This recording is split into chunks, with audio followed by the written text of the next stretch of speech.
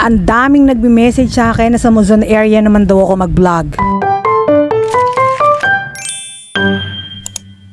At para pagbigyan ang mga nagme-message sa akin, nag-scroll ako sa FB para makahanap ng hidden na kainan dito sa may Muzon area. At itong The Food Talk ang unang-una kong nakita. Ito nga ay matatagpuan sa may Sarmiento Homes sa Del Monte, Bulacan, malapit sa Alphamart. At dahil nakalagay sa FB page nila na free soft drink sila at naka-only rice, kaya napasugod kami. Kita nyo naman sa mga menu nila na abot kaya ang mga presyo nila. Saka ang dami nilang ino-offer na putahe dito. At sobrang na-curious ako sa kanilang crispy salted egg bangus. Ang sarap nito, gagi, tapos may masarap din siyang sukang sausawan. Tignan nyo naman yung petchoy na salmil nila. Kung naliliitan ka pa dyan, Diyos ko, patay gutom ka na talaga. Ito naman ang kanilang crispy pork kare-kare na merong napakasarap na bagoong alamang. Wala na, ayoko na talagang mag-diet pa. Habang kumakain nga kami ay napansin ng may-ari na nagbi-video ako. At nakilala niya yata ako, kaya tinanong niya ako kung pwede daw ba magpa-picture sa akin. Charot! Nung nalaman niyang nagbo-vlog ako ay binigyan niya kami ng free sisig para daw maisama ko na sa vlog ko. Hindi ito yung kadalasang sisig na matamis or lasang mayonnaise. Crispy talaga yung mga pork na nakalagay dito at lasang-lasa yung pork. At nalaman ko nga rin na meron din pala silang branch sa may Linawan Road kung saan nag-o-offer sila ng lechon Paris overload. Meron din silang mga food bilao at mga food trays na ang presyo ay nag-i-start sa 850 pesos. Perfect yan sa mga padating na event ngayong Pasko, saktong-sakto, bare months na. Nag-o-offer nga rin sila ng pre-delivery around Sarmiento Homes. At kapag outside Sarmiento Homes naman ay pwede nyo silang i-message sa kanilang FB page para mapag-usapan kung paano makakapag-deliver sa area nyo. Sa mga taga Muzon area or sa mga taga kalapit na barangay, subukan nyo mag-visit dito. Sarmiento Homes branch or sa kanilang Linawan branch. Sulit subukan ang kanilang chicken inasal. Kasi yung timpla nila ay hindi katulad ng inasal na nakasanayan mo. Ayun lang mga day. Bye-bye! Please like, share, and follow!